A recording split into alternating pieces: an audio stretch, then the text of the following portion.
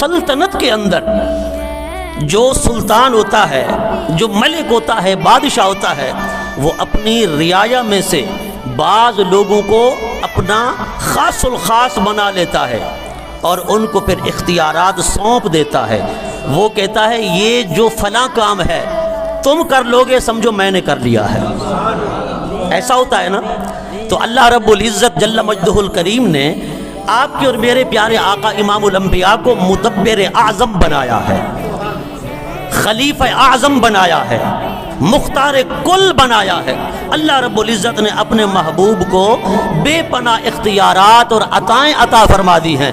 گویا یہ سلطنت خدا کی ہے، اس سلطنت کا خالق خدا ہے اور مالک مصطفیٰ ہے۔